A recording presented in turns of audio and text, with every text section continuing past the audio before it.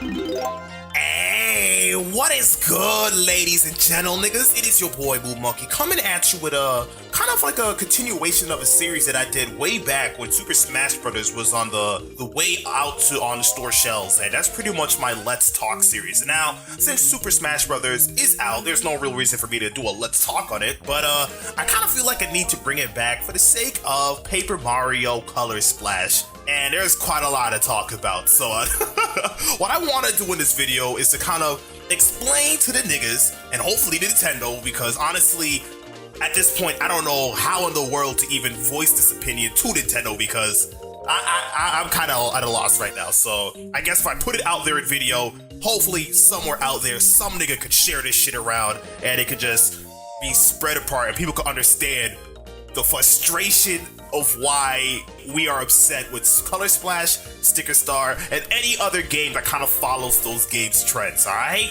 Alright, so I guess we might as well talk about how I got into Paper Mario. Well, I think it kind of fell back. I think my pops was on a business trip, and I think he took down the whole family down to like Atlanta or wherever we went. And we were staying in a hotel. In that hotel, they pretty much had an N64 built into the TV, and they had a whole assortment of games. They had Star Fox 64, Ocarina of Time.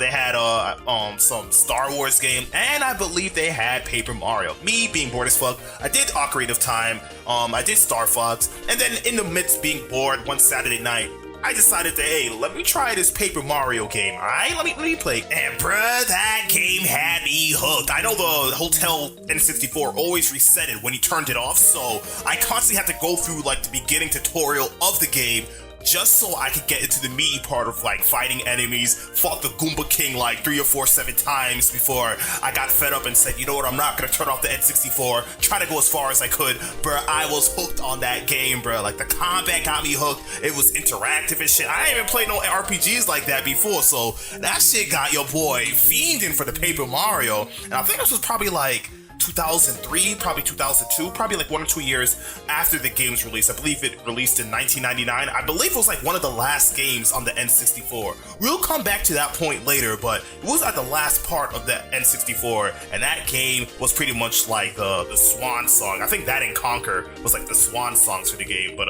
that game was hooked. And then when Thousand Year Door came up, boy, I made sure I did not wait 3 years for that bitch. I was first in line for that game. Pre-order that shit. I went ham that first month of that game, bruh. That was my shit, nigga. That was my shit. And then the Wii one came out, Super Paper Mario, and this one was not like any of the 2 Paper Marios that I come to love before. Both Paper Mario 64 and Paper Mario Thousand Year Door both revolved around combat, around leveling up and partners, from 3D/2D puzzles. This one was primarily 2D, and the combat was pretty much like regular Super Mario, just jumping on a Goomba. That was pretty much your damage. I think you did get experience though, just by jumping on Goombas, but the combat really wasn't as in-depth, I would say, as Paper Mario 64 and Thousand Year Door. It was kind of simple, kind of basic. I never really got into the game. I kind of just stayed away from the game because it didn't look like anything that I really wanted. Probably sometime down the line after the game was like released and like, I guess, settled in with the masses that were like, some people didn't like it, some people did like it. I decided to give the game a chance. I didn't play it though, I just watched the Let's Play, and from what I looked at it, I still saw myself not enjoying the game, but I only just watched the Let's Play just to get a gist of the game, what the game had to offer.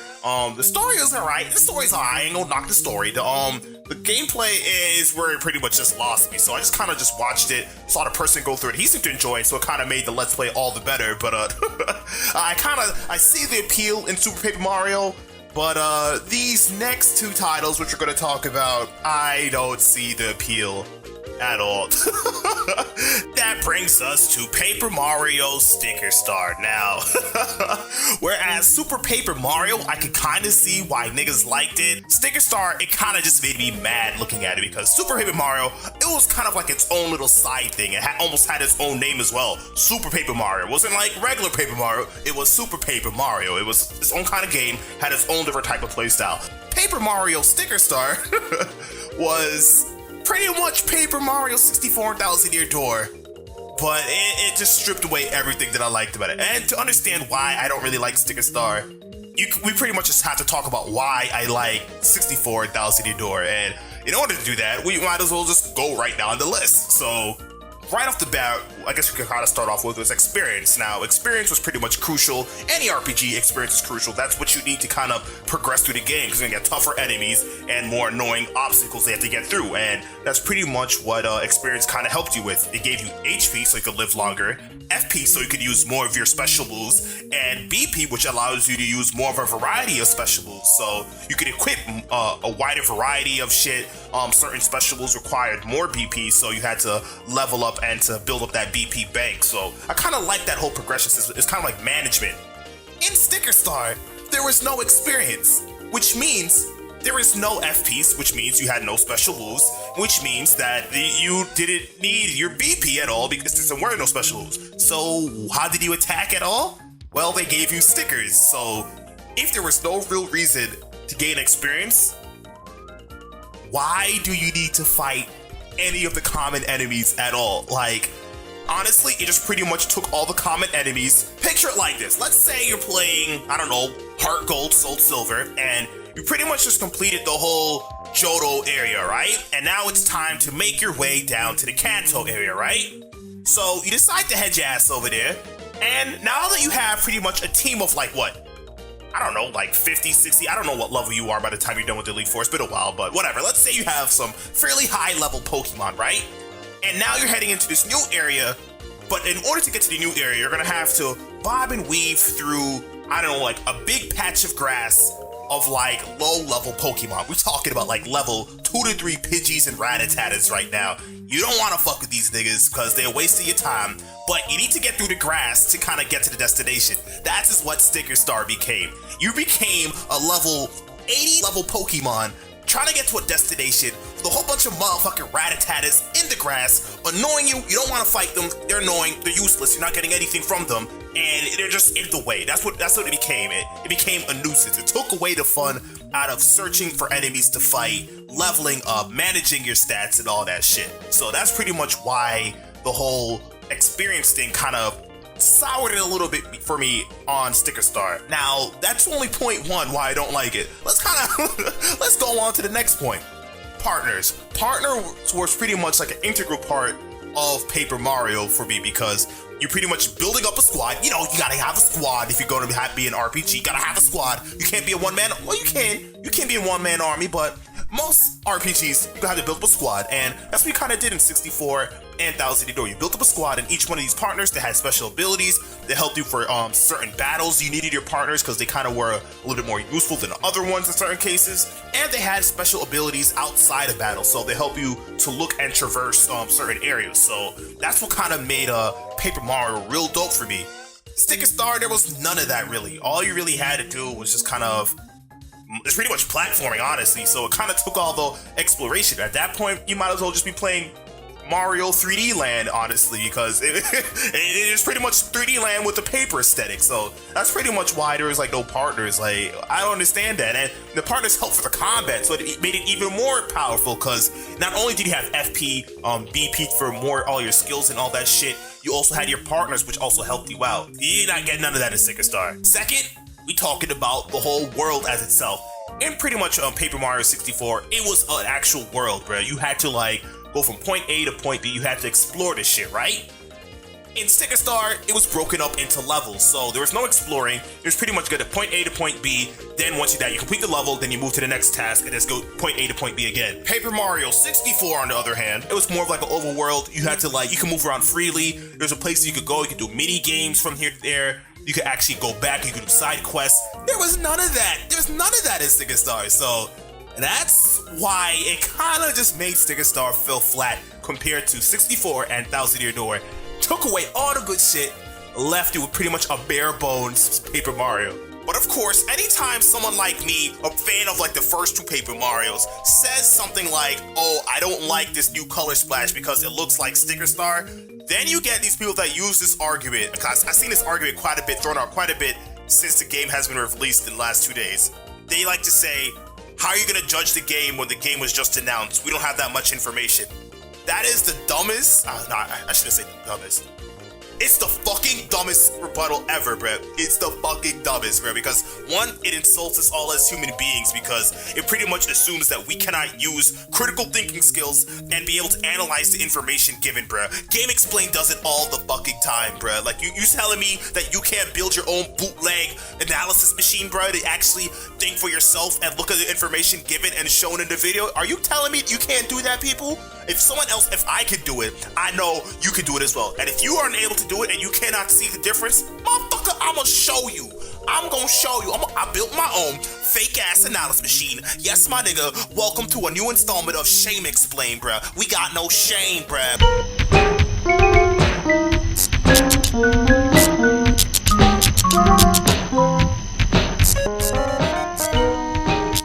But we definitely got game.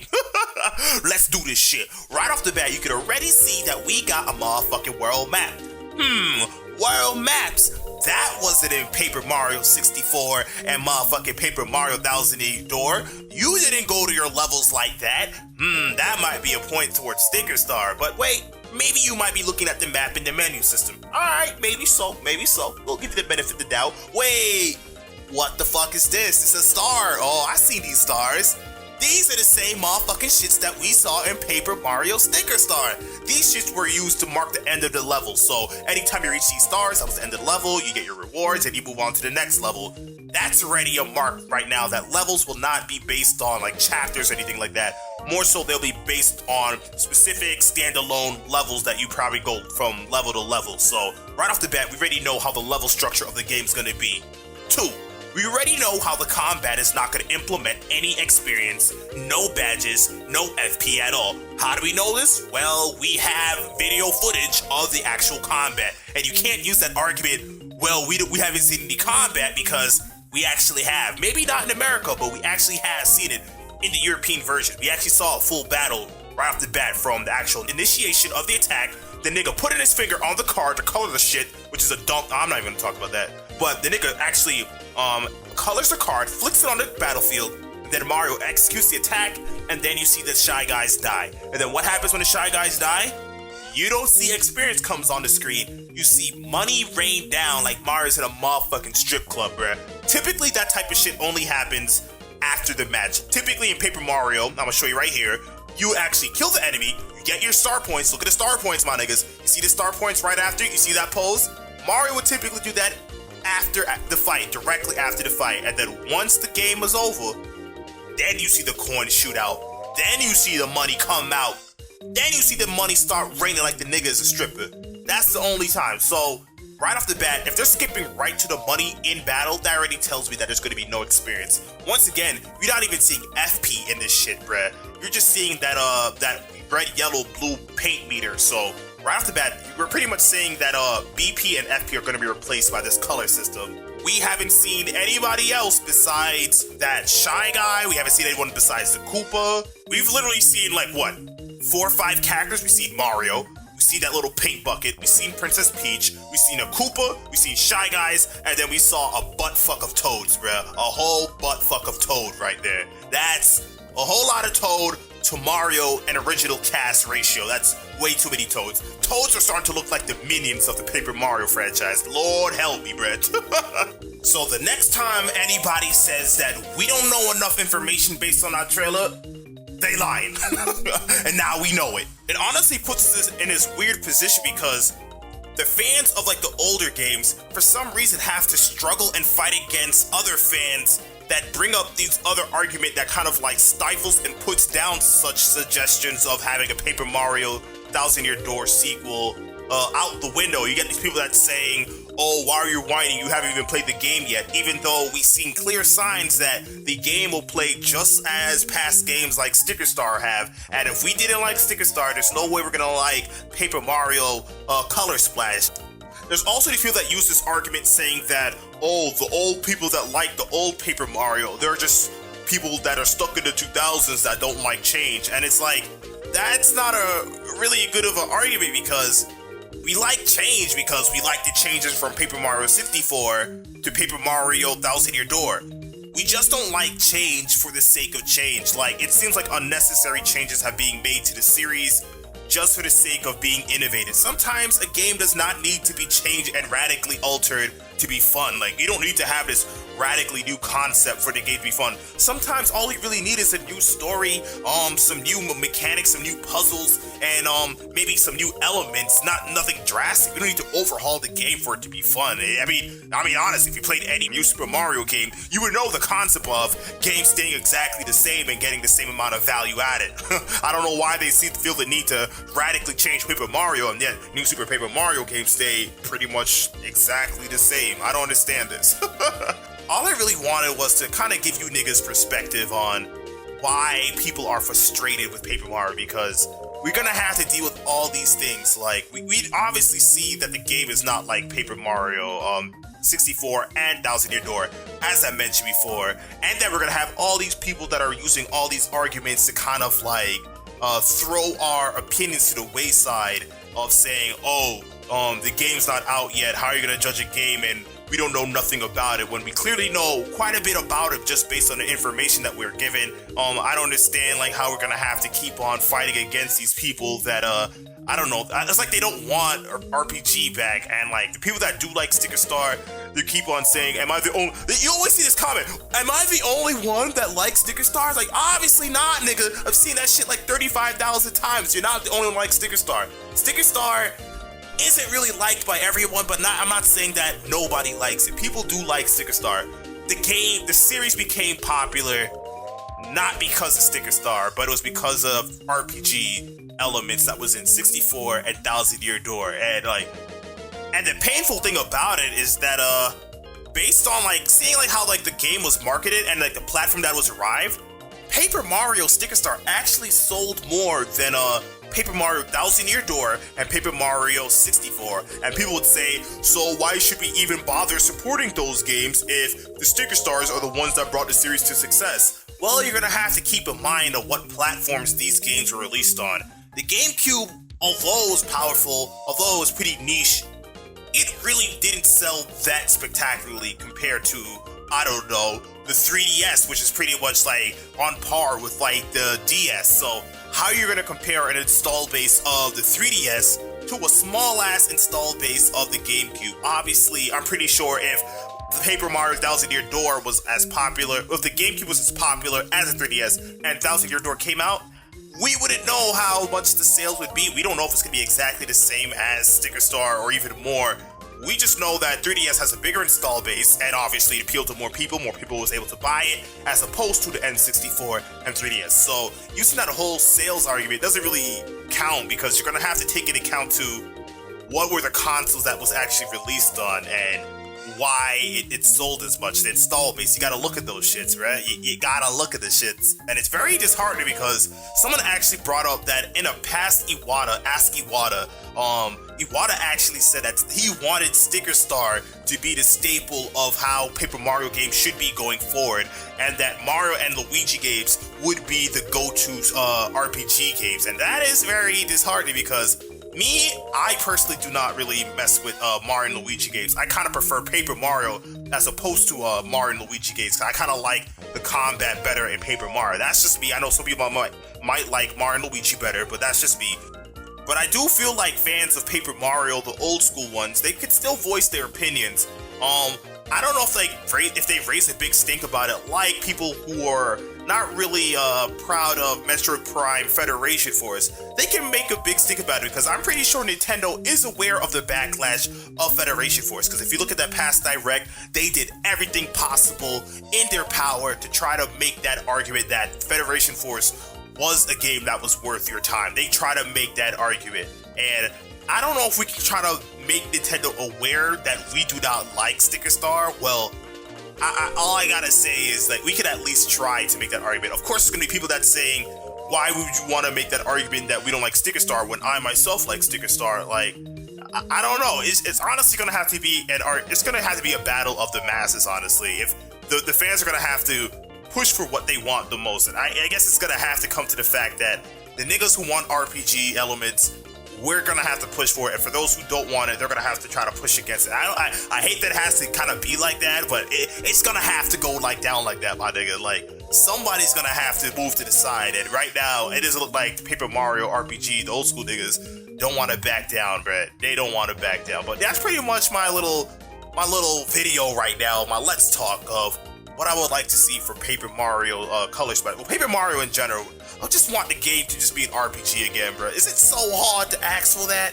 So I guess just to end off this video, I guess the only way for Nintendo to really know that we really want RPGs to continue raising a stink about it online, because that's the only way they're gonna find out about it. If we stay quiet, they're not gonna know that we don't like this. Of course, there's gonna be niggas out there that do like Thing, like who do like games like Sticker Star, and honestly, we're just gonna have to battle these niggas. We're gonna have to fight these niggas for the rights for RPG Paper Mario. We're gonna have to do it. Somebody's gonna have to give, and sooner than if we give up or if they give up, the sooner we can come to a conclusion. Like, either we give up on Paper Mario and just move on to Mario and Luigi, or we fight these niggas. So I'm prepared to fight, and I ain't prepared to body nobody in real life or anything like that. If it comes to it, I'll do it. But honestly, this whole video is trying to get the game that I want personally. Of course, if you feel differently, you can make a video what you want, honestly. But for me personally, I don't want Sticker Star Color Splash.